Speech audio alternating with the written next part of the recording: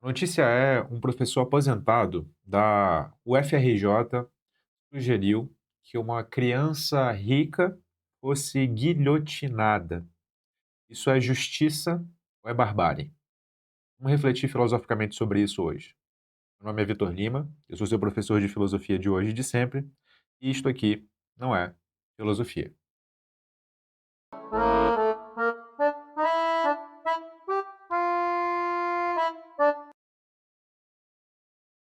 Olha, eu peguei uma matéria possível para que a gente discutisse sobre isso, porque essa matéria aqui, apesar de não começar no título sobre a contextualização da história toda, e você que não sabe sobre o que se trata, eu vou contextualizar, ela lá no finzinho contextualiza. Então, eu vou começar lá pelo fim, depois a gente vem do início, tá? Então, é uma matéria do G1, Rio de Janeiro. O FRJ repudia a fala de professor que citou o uso de guilhotina contra Roberto Justus e sua família. Comentário feito em rede social por professor aposentado gerou reação da universidade e revolta da família, que promete acionar a justiça por sugestão de violência. Matéria do dia 8/7/2025. Essa é a família Justus, né? Essa aqui é a foto divulgada nas redes sociais da própria família. Mas eu quero começar por aqui, ó, que é a contextualização, resumo da confusão, para quem não sabe. A polêmica começou após um post compartilhado pelo casal Roberto Justus e Ana Paula Sibert viralizar nas redes sociais, devido a um acessório utilizado pela filha do casal. A menina apareceu com uma bolsa Fendi, avaliada em cerca de R$ 14.000, tornando-se rapidamente assunto nas redes. Pra quem não sabe, uma bolsa Fendi, e eu não sabia, tá? Eu fui pesquisar no Google o que que é esse negócio. É uma bolsa parecida com isso aqui. Tem muitas bolsas Fendi. Fendi é uma marca. Então, tem muitos preços que podem ser atribuídos a diferentes bolsas. A da menina, aparentemente, era de 14 mil, mas tem bolsas que podem valer 20 mil, 2 mil, 3 mil, 7 mil, R$ 300 aqui na Shopee. Talvez não seja a mais cara, ou talvez não seja o original, não sei. Enfim, é uma bolsa aparentemente de luxo, né? Vocês me perdoem, eu estou um pouco gripado, então vocês já devem estar acostumados, eu tenho alergia a frio. Então, de vez em quando eu vou ficar passando a mão no meu nariz. Não se incomode com isso, porque, puxa vida, eu não controlo. Então vamos lá. É isso. E a gente vem aqui. Vários perfis que comentam a vida de pessoas famosas compartilharam a imagem. Um perfil batizado com Stalin SP, ou seja, com uma referência a o grande líder revolucionário, ou por alguns ditador comunista, comentou em uma dessas publicações secundárias, com foto da família, ele escreveu: os bolcheviques estavam certos. Aqui ainda não é o professor, né? Foi nesse contexto que o professor Marcos Dantas Loureiro, que se apresenta nas redes como professor titular da ECO UFRJ e líder do Com Marx, Grupo Marxiano de Pesquisa em Informação, Comunicação e Cultura, respondeu à foto com a frase só guilhotina. E essa frase aqui, só guilhotina, com a resposta do professor, e parece que foi uma resposta ou um certo compartilhamento e tal, ganhou uma repercussão por ele ser professor, ou pelo menos assinar como professor, e isso ganhou as redes, isso viralizou, e a UFRJ se comunicou, né? Lançou um comunicado. Nota conjunta da reitoria e direção da Escola de Comunicação da UFRJ. O professor Marcos Dantas Loureiro é docente aposentado pela UFRJ desde o ano de 2022, ou seja, ele já é aposentado. As postagens publicadas pelo mesmo em suas redes sociais digitais expressam suas opiniões pessoais. A Universidade Federal do Rio de Janeiro e a Escola de Comunicação da UFRJ repudiam qualquer tipo de expressão do pensamento que incite a violência ou agrida terceiros. A UFRJ é uma. Portanto, eles reconheceram aqui que a fala do professor aposentado incitava a violência, certo? A UFRJ é uma instituição historicamente comprometida com a construção de um projeto de nação através do conhecimento e da ciência, mas esse na defesa dos valores humanistas, portanto, está reconhecendo implicitamente que a postagem contrariava valores humanistas na educação, na democracia e no diálogo em prol do Brasil. Então, veja, não há uma comunicação direta no sentido de dizer o professor contraria, mas veja, por mensagem implícita, dá para a gente inferir que se é necessário um comunicado desse, é porque a pressão contrária estava no sentido de parece que o professor está infringindo certos valores que a universidade parece estar endossando se ela não se pronuncia. E embaixo vem dizendo: o comentário do professor, que teria sido apagado na sequência, fez alusão à forma mais comum de execução na Revolução Francesa, que é a guilhotina, né? Vocês sabem o que é guilhotina?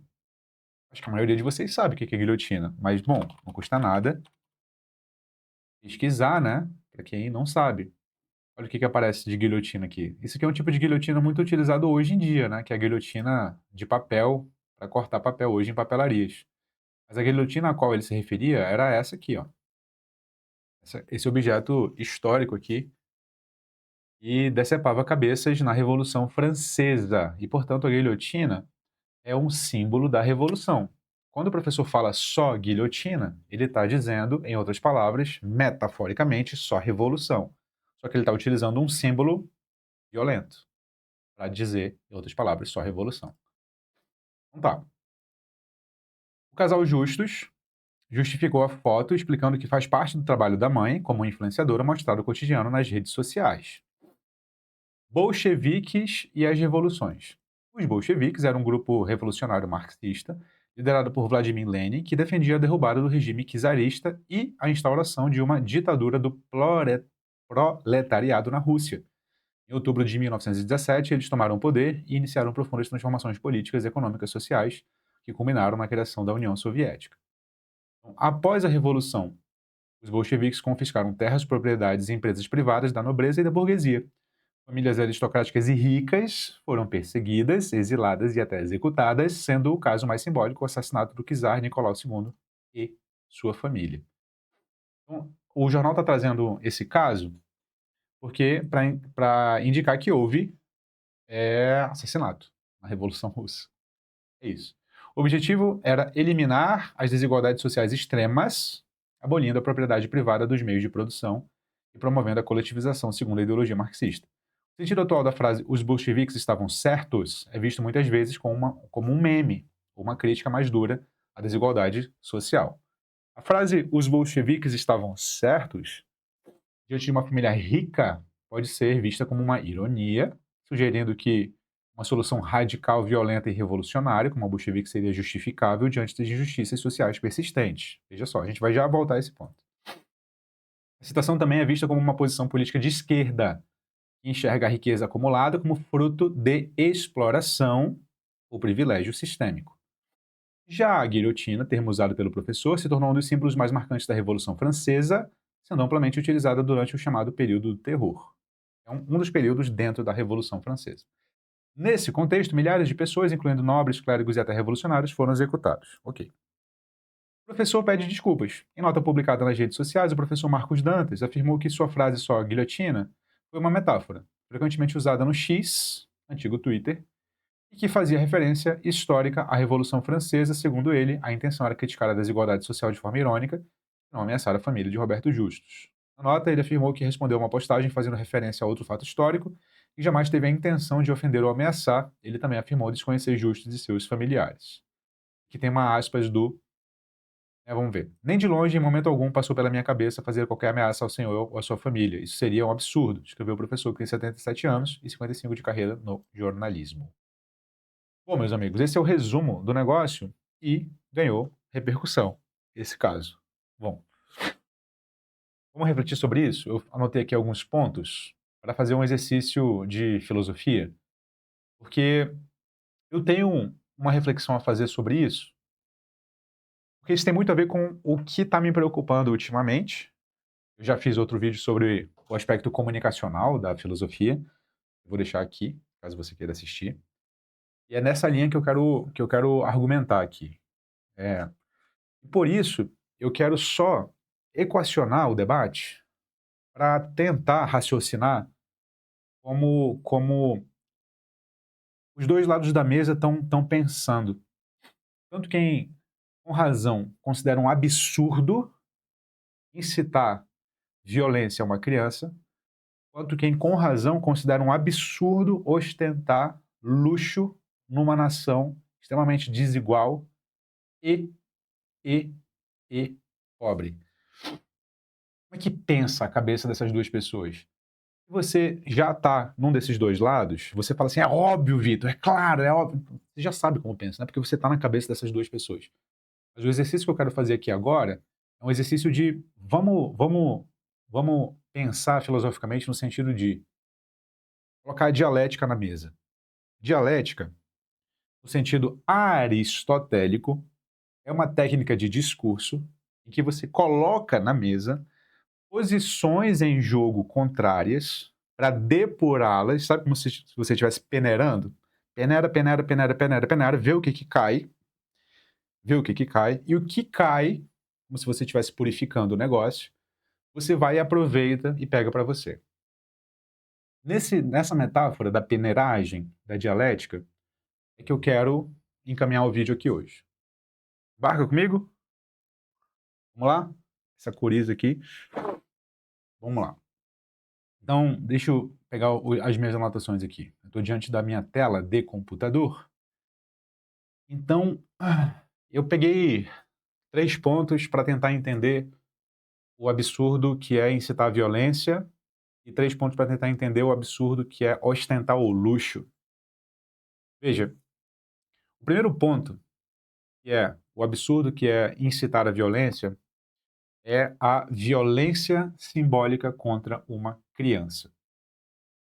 Mesmo que tenha sido usada de forma figurativa, o uso da palavra guilhotina, direcionada a uma criança de 5 anos, essa é a idade da criança, se eu não me engano, ultrapassa qualquer limite ético do discurso público. A criança é inocente em relação à estrutura social em que ela nasceu. Percebe? Nesse sentido, por que é condenável? Porque a filosofia, em certa argumentação, defende que dignidade da pessoa, que no sentido kantiano é um fim em si mesma e não um meio para outra coisa, sobretudo uma criança, é inviolável. Nenhuma crítica ao sistema, à estrutura social, justifica direcionar uma agressão, simbólica que seja, a um indivíduo que não é um agente da desigualdade. Ainda mais uma criança, indefesa. Nesse sentido, a violência a uma criança é injustificável. Esse é o primeiro ponto para tentar dimensionar por que há uma revolta tão grande em relação a só a guilhotina. Segundo ponto, uma incitação implícita à violência física, não mais simbólica. Mesmo que não tenha sido literal, a evocação da guilhotina carrega um peso histórico. A gente, às vezes, perde de dimensão que as palavras têm peso histórico. Esse peso histórico, eu estou fazendo questão de fazer assim, um peso histórico, né? Tem um peso na minha fala aqui. Remete à execução de pessoas como punição social. Em tempos de... A gente está nesses tempos, assim. Há quanto tempo a gente está nesses tempos de polarização, né? Já virou jargão, já virou senso comum. Estamos em tempos de polarização. Então não é mais novidade para quem frequenta a nossa ágora virtual aqui, né? O nosso campo de debate público nas redes, no mundo online. Estamos em polarização social, estamos em tempos de discurso de ódio. Isso alimenta, sim, discursos fanatizados de certos grupos. Nós sabemos disso, isso já não é mais novidade, já não é mais novidade falar isso aqui, convenhamos, convenhamos. Nesse sentido, por que é condenável? Porque normalizar certa linguagem violenta é o que vai minando a possibilidade do diálogo. Mais ainda. E pode, e nós sabemos disso, porque nós já vimos isso acontecer, ter efeitos para além da tela. Certo? Como linchamento virtual, ou como linchamento físico, certo? Como linchamento físico, Porque isso já vem acontecendo há muito tempo. A gente sabe que discurso que começa na tela pode reverberar para além da tela. Isso já aconteceu muito nas eleições passadas. Já viu o quanto eleitores do candidato X, inclusive, podem levar à morte do eleitor do candidato Y. E tudo começa no discurso online. Enfim, nós sabemos que a violência no mundo online passa, sim, para a violência no mundo físico. Sabemos disso. Não dá mais para esconder esse fato. E terceiro lugar, a gente pode pensar que é uma desqualificação do discurso crítico, uma desqualificação quase que ética. Sim. Ao recorrer a imagens tanto quanto eu não sei se eu diria grotescas, não sei se você concordaria com essa palavra, mas vá lá, por falta de melhor palavra, eu vou utilizar. Ao recorrer a imagens grotescas, pesadas, de novo, peso histórico, né? O professor compromete a credibilidade da sua própria crítica, porque em vez de fomentar a reflexão e aprofundar a reflexão, o professor talvez, e aí você reflete comigo nos comentários, talvez ele reforce os estereótipos sobre o que a gente conhece no debate público como o intelectual, aspas aqui, porque não é um termo inventado por mim, o intelectual ressentido. Intelectual ressentido. É aquele que desvia o foco do debate verdadeiro só para causar escândalo. Entende? Desvia o foco do debate verdadeiro só para causar escândalo, que é o debate verdadeiro é um debate sobre a estrutura, sobre modificação institucional da coisa, não sobre tirar aquela pessoa do poder. A gente sabe que o debate, inclusive de linha marxista ou marciana, dependendo de como você utiliza a nomenclatura aqui, a qual o professor se vincula, não é um debate sobre a pessoa fulanizada. O problema não é do Elon Musk, o problema não é do Mark Zuckerberg, o problema não é da família Justus. Tirou a família Justus, tirou o Elon Musk, tirou o Mark Zuckerberg, o sistema continua se reproduzindo da mesma forma. Você quer entender? Quer entender isso? É só você entender a dinâmica. Por exemplo, vamos fazer uma analogia, tá? Para entender como é que o capitalismo funciona, mesmo se você tirar as pessoas que estão liderando. Você já viu como é que funciona a dinâmica das facções criminosas nas favelas? Você, na briga de facções, ou na briga entre facções e polícia, ou facções e milícia, vai lá e o chefe da facção, o chefe da milícia é assassinado. Bum! A facção criminosa é desestruturada? Claro que não. No momento seguinte, outro líder toma o poder e a facção continua. Por quê? Porque não se trata do líder. Se trata da estrutura funcionando independentemente de quem está lá. É ou não é assim? Não adianta nada assassinar, tirar a pessoa. Por quê? Porque independentemente da pessoa, existe uma estrutura funcionando que independe de uma pessoa individual. Acho que esse é o mínimo de sociologia que é preciso que nós entendamos, para que nós compreendamos melhor como funcionam fenômenos sociais. Porque senão a gente fica na superfície da compreensão do fenômeno, achando que o que faz com que a sociedade aconteça são indivíduos isolados. O professor sabe disso, porque ele estuda Marx.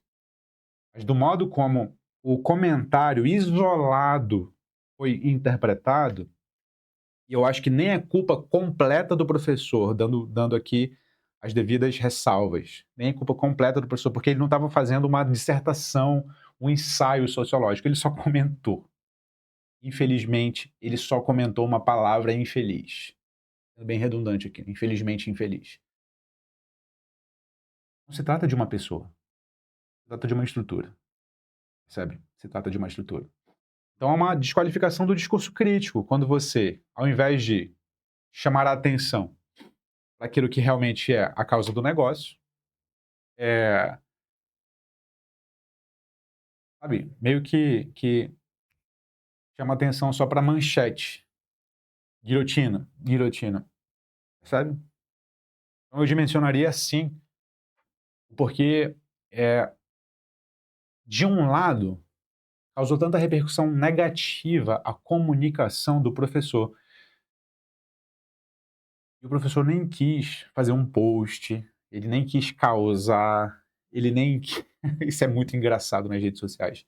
Guarda isso aqui, porque eu vou utilizar esse não foi a intenção do professor causar nas redes sociais, para fazer a minha conclusão aqui no final do vídeo, tá? Guarda isso.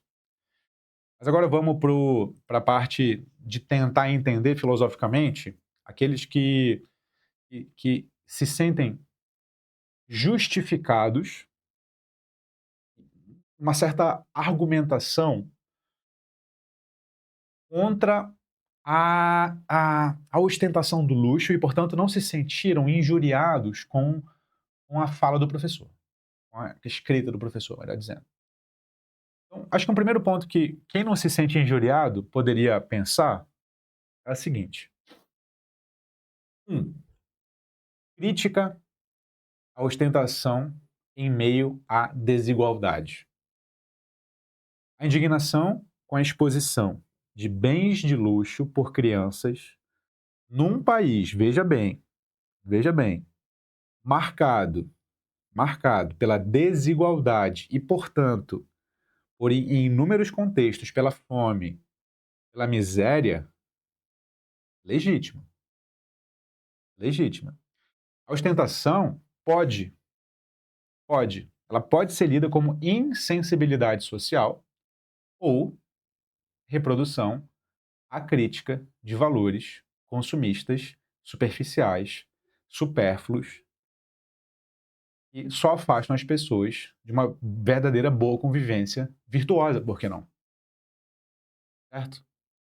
Então a filosofia, assim, desde Platão, passando por Marx, mas também passando por um sociólogo que não é marxista, embora seja de esquerda, como Bourdieu, alerta sobre efeitos corrosivos da desigualdade, da alienação material, como impedimento da boa convivência, do que em filosofia nós chamamos de justiça social. Então veja, a justa indignação pela ostentação num contexto de desigualdade sempre deve ser vista com olhos atentos.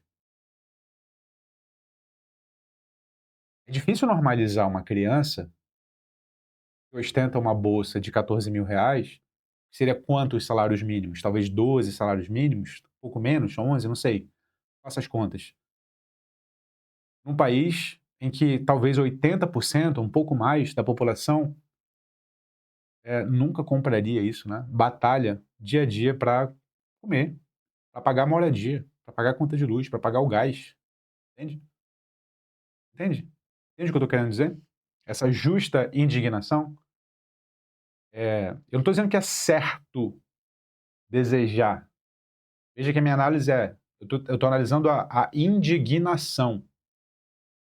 Não estou analisando foi certo desejar a morte? Estou analisando a justa indignação. Estou tentando pensar como quem se indigna. Esse é o meu exercício filosófico agora.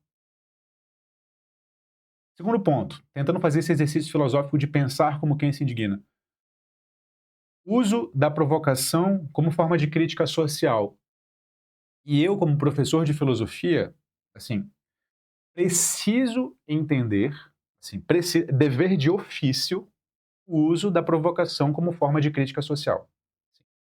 A tradição filosófica e artística, muitas vezes recorreu à provocação, à ironia ou até ao escândalo para expor contradições profundas.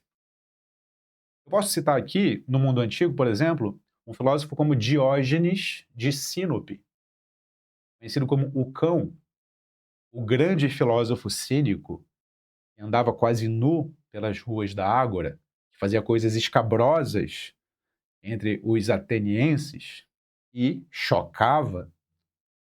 Eu posso pensar aqui nos filmes de Pasolini. Pesquise os filmes de Pasolini, porque se eu mencionar aqui Pier Paolo Pasolini, eu vou ser censurado no YouTube com certeza.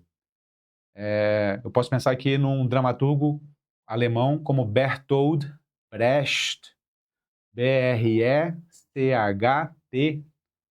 certo? E a tradição vai longe.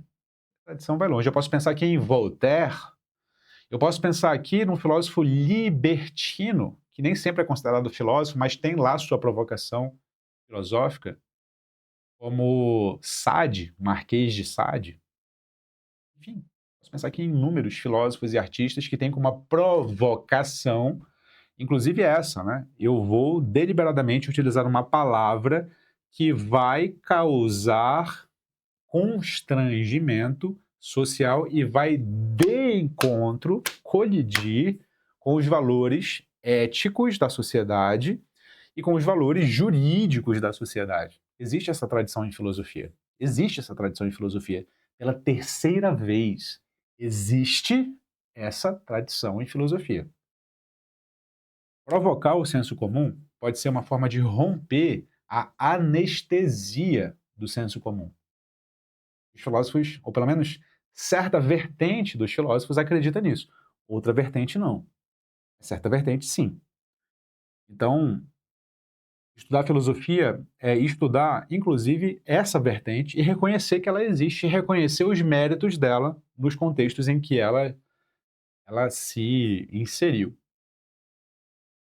Bom, terceiro, denúncia da naturalização do privilégio. Denúncia da naturalização do privilégio. Ao reagir contra o luxo banalizado, o professor talvez tentasse evidenciar com certos símbolos da distinção de classe, como esses símbolos se tornam invisíveis, né? Como se eles fossem naturais. O que é em si, convenhamos, chega aqui, cai entre nós. Justificável, pertinente. Como é que foi que a gente naturalizou que uma criança pode ostentar uma bolsa de 14 mil reais? Como é que isso foi natural? Sabe? O papel do intelectual público, de certo modo, segundo eu vejo, professor Vitor Lima, é justamente desnaturalizar aquilo que o senso comum considera natural. Ah, mas a mãe dela é influencer. Para começo de conversa, quando é que a gente naturalizou o papel de influencer como esse papel que pode fazer qualquer coisa desde que ele seja pago para isso? Ah, mas o cara está divulgando bet porque é o trabalho dele. E aí? Quer dizer que qualquer trabalho, desde que seja pago, só porque é pago, o influencer está justificado? Só para dar um exemplo, né, não foi o caso, ela não estava divulgando bet. Mas eu só estou pegando o exemplo para dizer assim, veja, é um trabalho? É um trabalho, mas pelo fato de ser um trabalho é justificado automaticamente?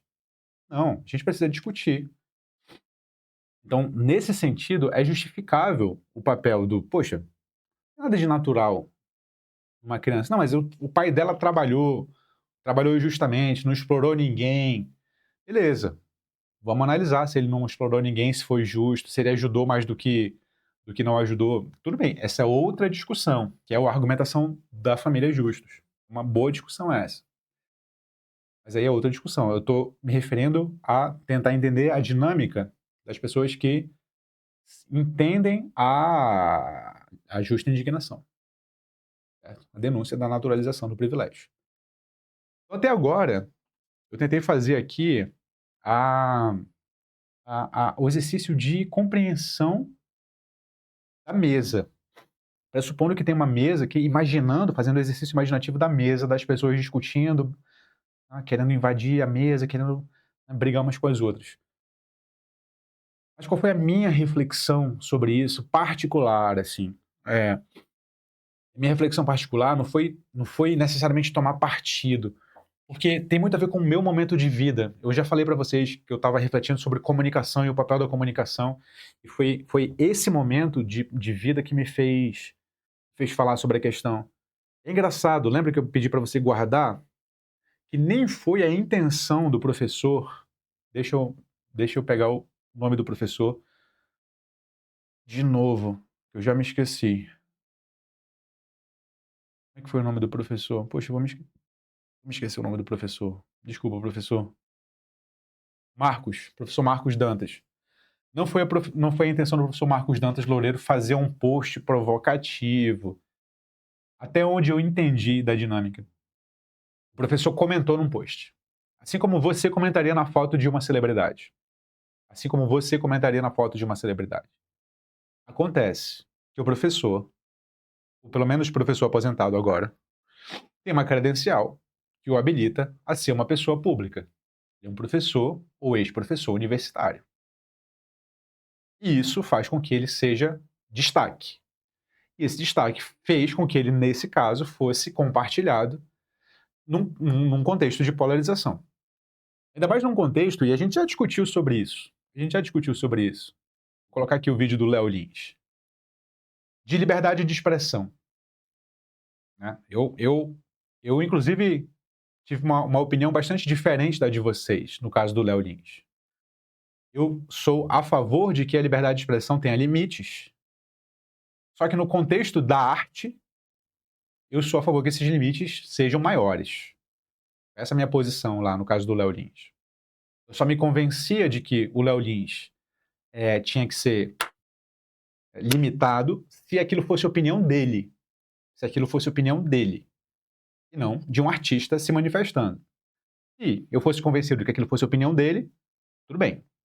Se não, então os limites tinham que ser maiores. Foi essa a minha opinião naquele vídeo lá. Então, nesse contexto todo que está acontecendo no nosso país atualmente, é que ganha repercussão o caso aqui do professor. Mas o que eu penso sobre esse negócio é o quanto a sua comunicação importa. O quanto o modo como você fala importa e o quanto você pode ser mal interpretado independentemente do modo como você fala e do modo como você quer atingir a outra pessoa. É por isso que o cuidado que você precisa ter ao se comunicar tem que ser redobrado, tem que ser nuançado, tem que ser cheio de ressalvas. Você precisa se posicionar. Você precisa se posicionar com nuances, com ressalvas, de modo firme. Claro, porque você precisa ter o seu posicionamento. Você precisa saber que você pode ser mal interpretado e, portanto, fazer as nuances necessárias. Me causou muita reflexão o caso desse professor aqui. O quanto ele tomou uma repercussão tremenda. Ele nunca quis tomar essa repercussão tremenda, muito provavelmente. Muito provavelmente.